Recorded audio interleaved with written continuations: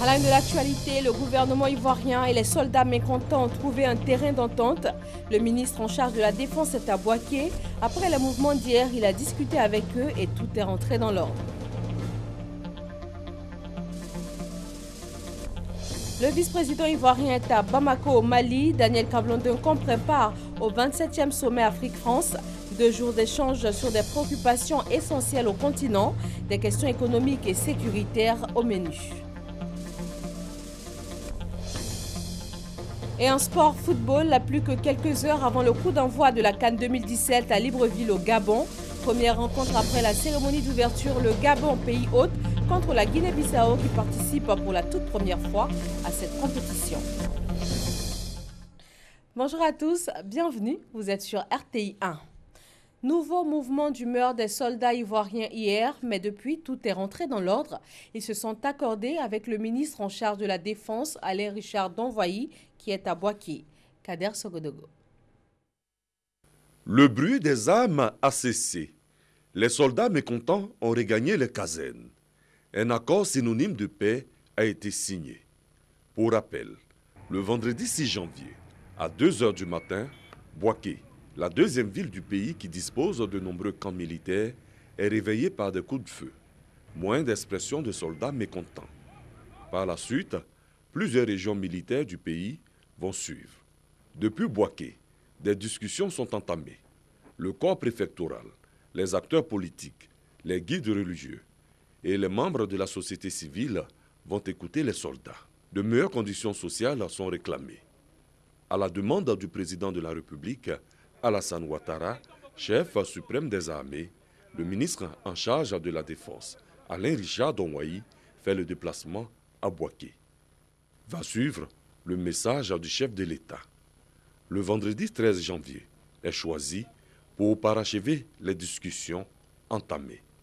À son arrivée à Bouaké, avec à ses côtés les nouveaux responsables de la gendarmerie et des forces armées de Côte d'Ivoire et par solidarité gouvernementale, le ministre Sidi Touré, Alain Richard Donvoyi, depuis l'aéroport, donne le ton. Je voudrais dire bonjour aux populations. Comme promis et sous les instructions de M. le Président de la République, nous sommes de retour pour continuer notre discussion avec nos hommes.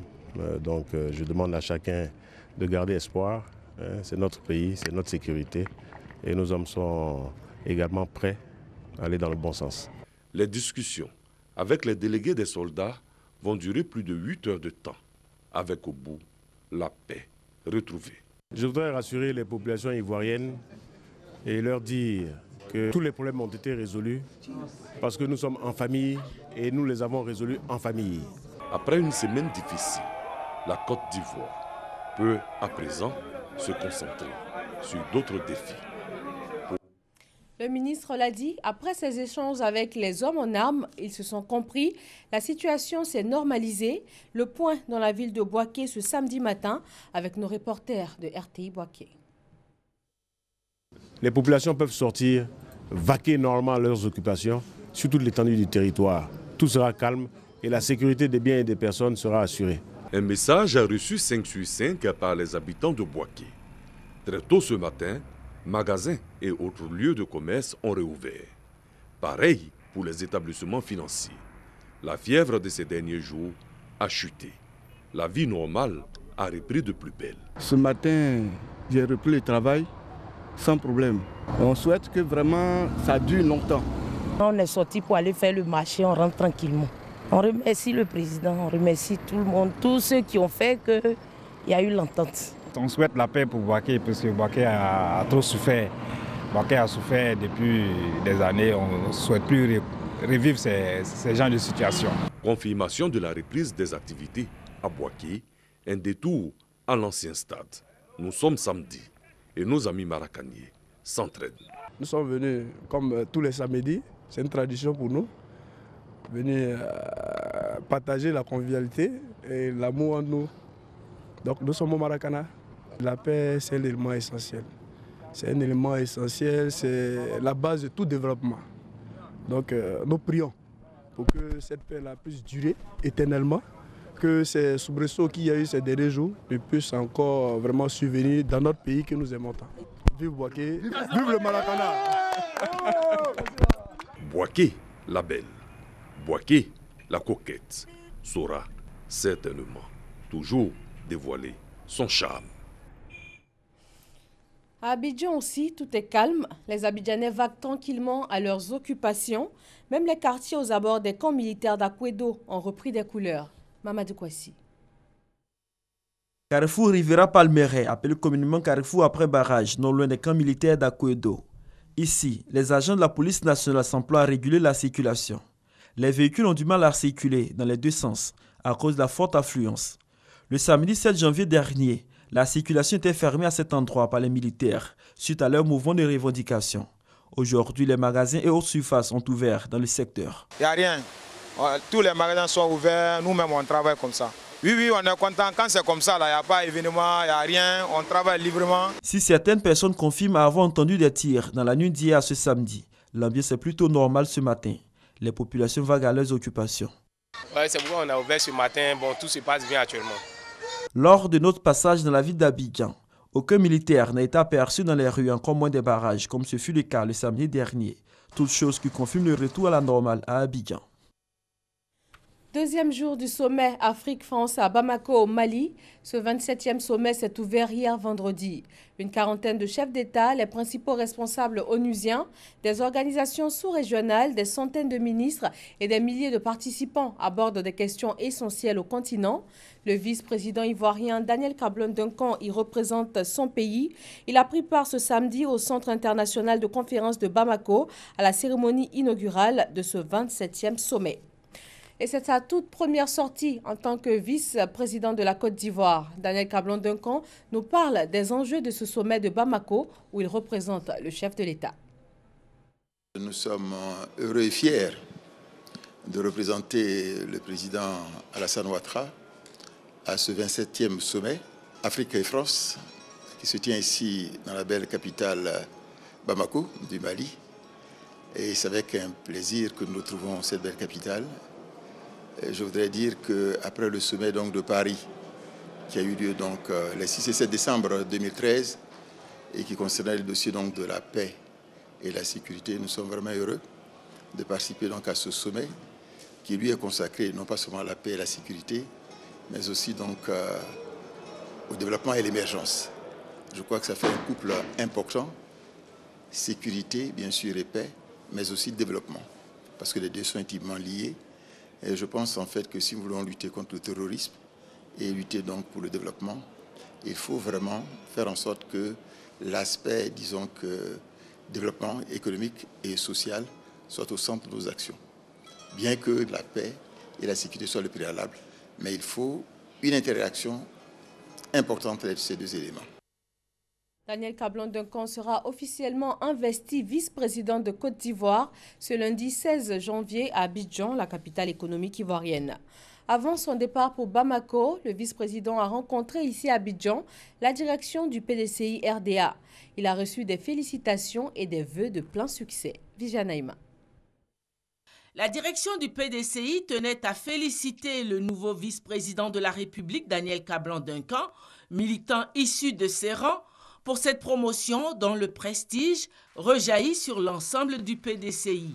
Elle tenait aussi dans le même temps à lui présenter ses vœux de succès dans cette haute fonction.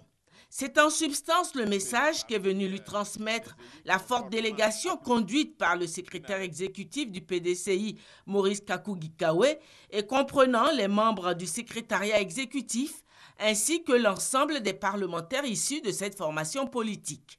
Excellences, Monsieur le vice-président de la République, toutes nos félicitations, toutes les félicitations des députés du groupe parlementaire PDCI-RDA, toutes les félicitations de la grande famille du PDCI-RDA, ici représentée par le secrétariat exécutif du PDCI-RDA. Que le Tout-Puissant vous bénisse et vous aide à réussir une fois de plus, parce que nous savons que vous gagnez toujours, que vous réussissez toujours les missions à vous confier, que le Tout-Puissant vous aide pour le bonheur de la Côte d'Ivoire, vous aide à accompagner, à agir à côté du président Alassane Ouattara, à accompagner la Côte d'Ivoire vers les voies de bonheur et de prospérité. C'est dans une atmosphère familiale que s'est déroulée cette rencontre. La Côte d'Ivoire a un nouveau gouvernement depuis le mercredi 11 janvier dernier. Les nouveaux ministres s'installent, les passations de charges se font au fur et à mesure. Au ministère de la Communication, Afoussiata Bamba Lamine a remis les dossiers en cours à son successeur, Bruno Nabagné-Koné. Le reportage de Issaëo. Le ministre Bruno Nabagné-Koné à la tête du ministère de la Communication. La passation des charges a eu lieu entre lui et le ministre sortant, Afoussiata Bamba Lamine, qui en a profité pour faire le bilan de ses activités. S'agissant des lois votées, on peut citer notamment la loi du 23 décembre 2013 relative à l'accès à l'information d'intérêt public, qui a permis en grande partie à notre pays d'être éligible au programme américain Doing Business et de faire partie des pays en passe de recevoir le label de Open Governmentship. Pour ce qui est des projets des lois jumelles dont l'un porte régime juridique de la presse et l'autre régime juridique de la communication audiovisuelle, ont été adoptés en Conseil des ministres et attendent d'être votés par l'Assemblée nationale.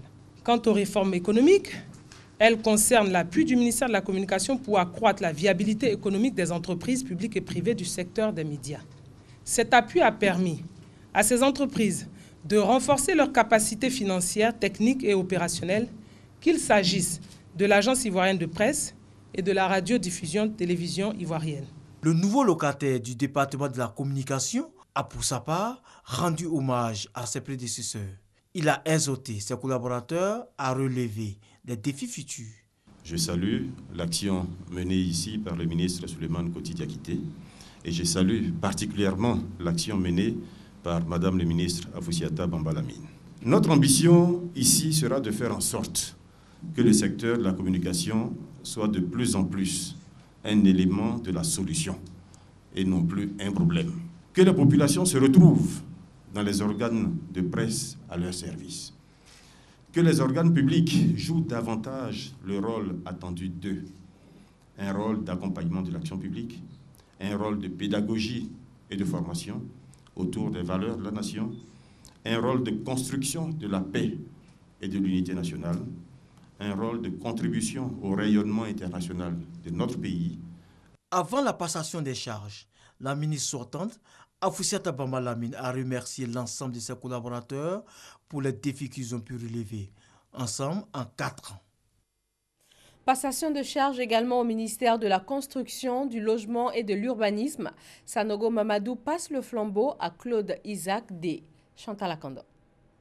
Le ministère de la Construction, du Logement, de l'Assainissement et de l'Urbanisme a connu une animation particulière ce jeudi 12 janvier 2017. La raison, l'ancien patron des lieux, Sanogo Mamadou, cédait son fauteuil au nouveau venu Claude Isaac D.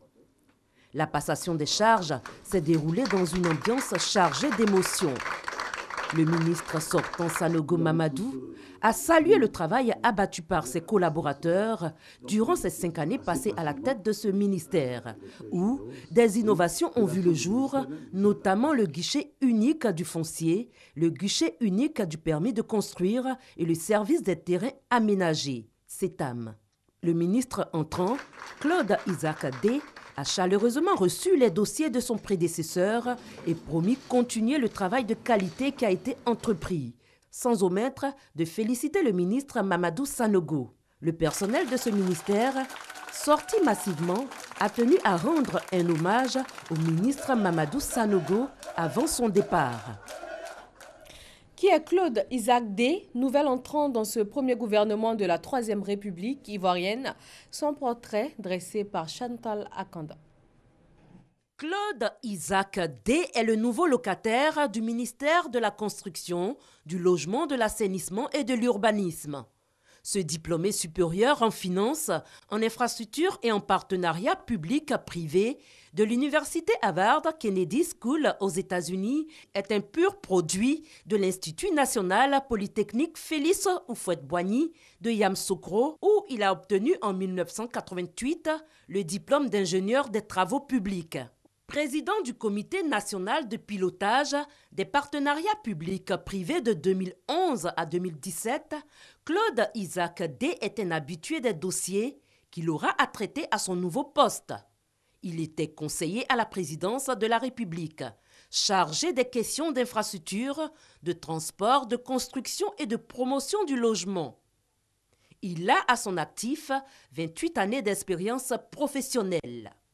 Ce technocrate, nominé en 1997 et en 1999 au prix d'excellence de la Banque mondiale, reçoit en 2000 le prix Spot Award of Excellence of World Bank. Le nouveau ministre de la Construction, du Logement, de l'Assainissement et de l'Urbanisme est né le 30 septembre 1965 à Abidjan. Il est marié et père de 2 enfants. Voilà 2 semaines que nous sommes entrés dans la nouvelle année. Un célèbre adage ivoirien dit « Après la fête vient la défaite ». Est-il vérifié dans les familles après les fêtes de fin d'année? Comment les budgets sont-ils gérés en ce mois de janvier? Perpétue Pan et Astou Touré.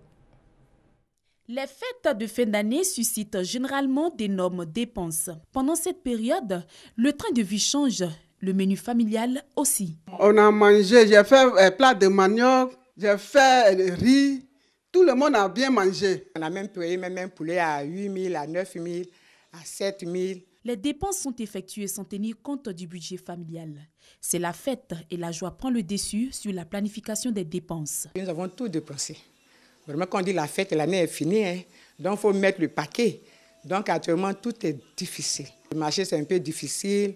Bon, ce n'est pas facile. L'argent est fini, on a mis tout dans la fête, vraiment, ce n'est pas... Donc on fait avec, ce n'est pas facile.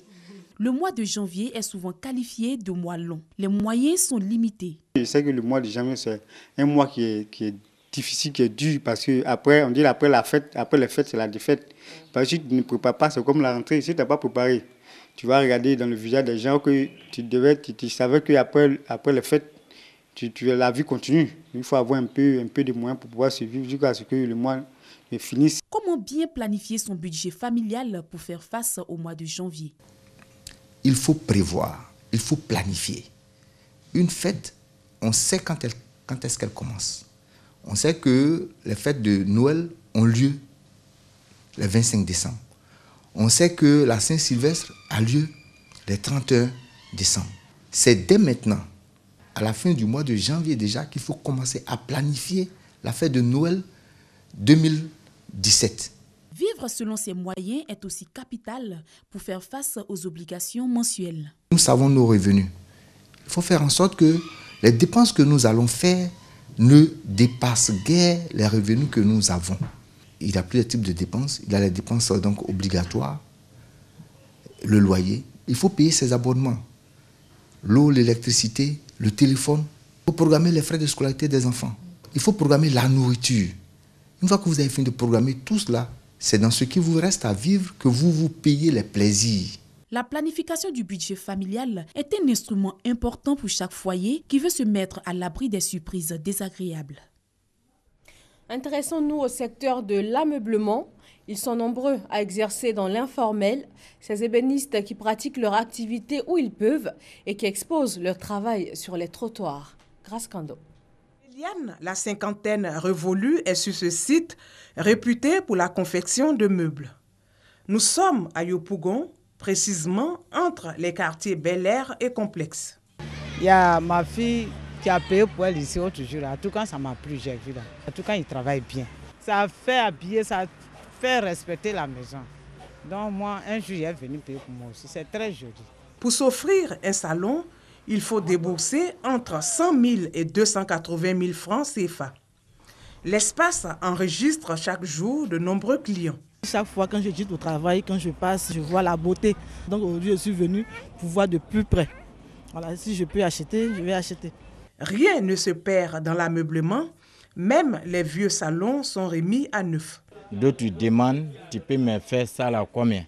Là, on discute le prix si on est d'accord et nous donnons l'argent. Nous-mêmes, on refait tout comme les nouveaux. D'accord, il y a d'autres aussi qui viennent, non, je viens un tissu à Trévis, Makori ou bien à Djamé ou bien Yokouba ici. Moi-même, je vais t'envoyer les tissus pour que toi-même, tu vas s'occuper de le reste des matériels. D'accord, nous aussi, on discute, si on est tombé d'accord, on fait ça. Les vendeurs ne s'en plaignent pas car cette activité nourrit son homme, mais leur localisation causent souvent des désagréments. Les voitures laissent la route, ils rentrent sur nos meubles. Bon, il y a des fois, ça garde nos meubles, ça nous met dans certaines dépenses.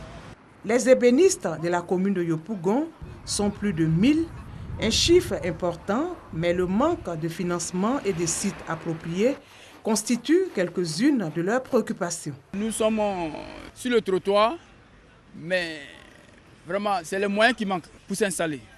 Nous sommes sur Bel Air depuis près de 30 ans.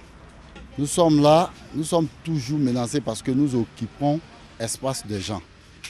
Aujourd'hui, notre problème, c'est d'avoir un site puis pour pouvoir exercer notre métier. Les artisans envahissent certaines rues du district d'Abidjan. Ici, sur l'axe Cocody 2 Plateau, des ébénistes sont installés. On était au moins 60 personnes, propriétaires d'ateliers. Une seule personne emploie au moins 10 personnes. Ici, on nous aide pour pouvoir mieux s'organiser et bien s'installer. On peut travailler, on peut employer au moins 15 personnes. On a peur d'investir. Parce que tu vas investir, quelques mois après, tu dis non, tu n'as pas au papier d'ici. Les ébénistes souhaitent de meilleures conditions de travail afin de donner un coup d'accélérateur au secteur de l'ameublement en Côte d'Ivoire. Direction la commune d'Atekoubé avec la mise sous tension d'un sous-quartier, la remise de tricycles et de broyeuses de manioc aux femmes. Le conseil municipal s'engage ainsi dans la lutte contre la pauvreté. Grâce Kando. Tricycles et broyeuses de manioc remis aux femmes du village d'Agban dans la commune d'Atekoubé. À travers ces dons, le premier magistrat, Paulin Danho, veut aider les femmes à sortir de la précarité tout en luttant contre la pauvreté. Les établissements de la commune n'ont pas été oubliés. Ils ont été équipés avec plus de 500 tables bancs. Le banditisme, un fléau auquel veut lutter le premier responsable de la commune. Pour ce faire, une partie du village d'Agban, jusque-là plongée dans le noir, bénéficie de poteaux électriques. La mise sous tension est saluée par le chef du village. Pour la qualité de vie de nos concitoyens, nous avons mis sous tension le réseau électrique pour éliminer les zones d'ombre et favoriser plus de sentiments de sécurité. Et l'école pour nous, c'est la rampe de lancement social pour les enfants d'Atekoubé. C'est pourquoi nous avons voulu cultiver l'excellence. Et pour ce faire, nous avons aussi remis des tables bancs, des livres pour faire des bibliothèques scolaires partout, dans toute la commune. Et le second volet de notre action, c'était de donner des activités génératrices de revenus à nos mamans. Le conseil municipal d'Atekoubé n'entend pas s'arrêter là. D'autres actions de développement sont prévues dans les prochains mois au grand bonheur des populations. Les véhicules connectés, une innovation au centre de la 9e rencontre du club mobilité initiée par ActuRoute, Astou Touré. Les véhicules connectés en Côte d'Ivoire, quelle réalité, quelle utilité? C'est le thème de la 9e rencontre du club mobilité.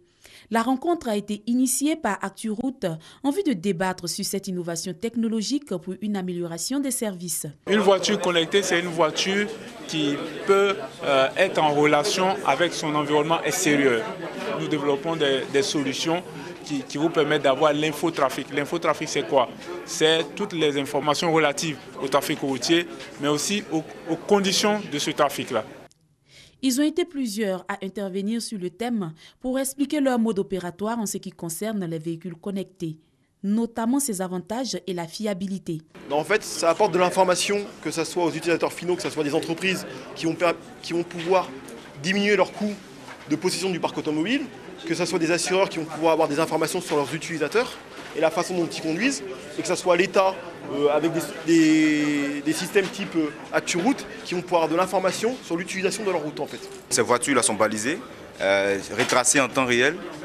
Dans ces voitures-là, il y a des boutons panique, c'est des boutons que vous pouvez appuyer pour signaler une alerte, pour que la police et les autorités interviennent dans les minutes qui suivent. Au cas où il y a une agression, il y a un accident, c'est automatiquement remonté et la police peut intervenir automatiquement. Le club mobilité, à travers ces rencontres, veut promouvoir et développer des systèmes de transport intelligents dans le pays. C'est un club ouvert à tous. Il réunit périodiquement des spécialistes de questions liées à la mobilité. Il existe depuis mars 2015. 24 heures reggae d'Abidjan. La 4e édition de ce festival culturel et musical s'est tenue dans la commune de Jacquesville. Le volet social a été marqué par la remise de latrines à l'école primaire publique Philippe Grégoire Yassé de Jacquesville. Astou Touré.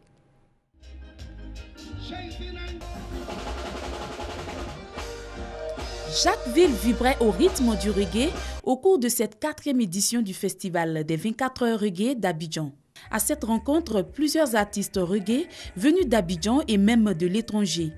En l'occurrence, Kajim, Ismaël Isaac, Chacha Marley et bien d'autres. Les artistes venus pour le festival ont été présentés au maire et à la notabilité.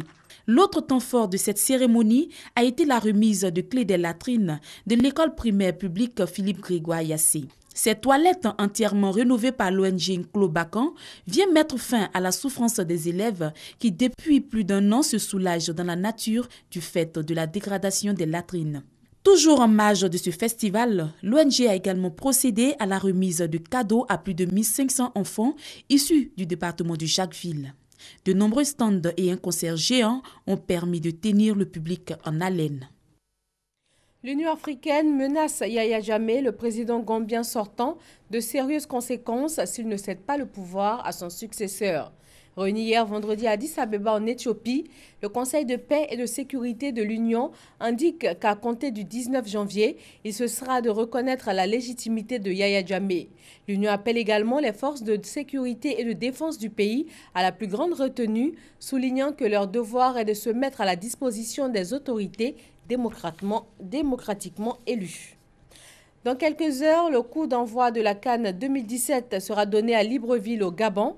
La cérémonie d'ouverture sera suivie de 2 rencontres. Le Gabon, pays hôte, va affronter la Guinée-Bissau qui participe pour la toute première fois à cette compétition.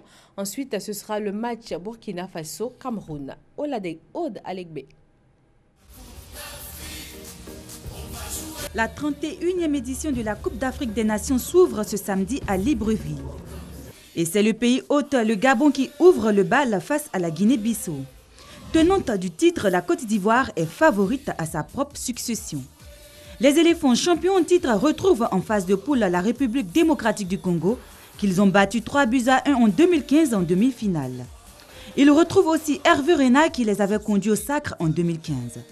Avec un nouvel entraîneur, Michel Dussuet, c'est un groupe très déterminé à défendre bec et ongle le trophée conquis il y a 2 ans. Même si les éléphants n'ont pas été brillants durant les éliminatoires, avec une seule victoire pour 3 nuls face aux modestes Soudanais et Sierra-Léonais, ils sont les favoris de la poule C. Dussuet pourra s'appuyer sur un groupe qui a très peu changé depuis 1 an. Les cadres comme Bowo, Sérédier, Kalou ou Serge Aurier seront au rendez-vous. Les éléphants ont préparé cette CAN à Abu Dhabi conclue par 2 matchs tests remportés devant la Suède 2-1 et l'Ouganda 3-0. Mais les prétendants à la couronne sont nombreux. Finaliste malheureux en 2015, le Ghana, dont le dernier sacre continental remonte déjà à 35 ans, est à surveiller de près. Après les éliminatoires de la CAN 2017 parfaitement maîtrisés face à des adversaires plutôt faciles, le Ghana a montré ces derniers mois des signes de faiblesse. En témoignent ses récentes contre-performances en éliminatoire de la Coupe du Monde 2018. Nul à domicile face à l'Ouganda 0-0 et défaite à Alexandrie face à l'Égypte 0-2. L'Algérie est le meilleur joueur CAF de la saison maraise qui chasse le titre depuis 1990 seront de sérieux prétendants à la couronne. Les Fennecs ont déroulé sans forcer, terminant meilleure attaque des éliminatoires. 25 buts avec dans leur rang le meilleur buteur, Hilal Soudani, 7 buts. Autre formation à surveiller, le Sénégal irrégulier ces dernières années et qui a tout cassé sur son passage lors des éliminatoires. Résultat, 6 victoires en 6 matchs avec à la clé 13 buts inscrits et seulement 2 encaissés. Le Cameroun, monstre sacré du continent africain, avec 4 titres en CAN, ne sait plus où il en est. Après une Coupe du Monde 2014 au Brésil ratée, les Lions indomptables étaient repartis de Guinée équatoriale, la queue entre les jambes, éliminés au premier tour de la CAN 2015 pour leur grand retour après 2 éditions manquées. Le Gabon à domicile avec un Pierre-Emerick Aubameyang très en verve ne voudra pas faire piètre figure devant son public. 4 villes vont accueillir la compétition. Libreville et son stade de l'amitié, Dangonji. 40 000 places. Franceville et son stade de la rénovation, 20 000 places. Le stade de Port-Gentil, 25 000 places. Et celui d'Oyem, 20 000 places. Pendant 3 semaines, l'Afrique va vibrer au rythme du football. Merci de votre attention. Demain, au journal de 13h, le magazine du dimanche sera consacré au football avec comme invité Yo Martial, ex-directeur technique des éléphants et vainqueur de la CAN 92 au Sénégal. Très bon samedi à vous tous.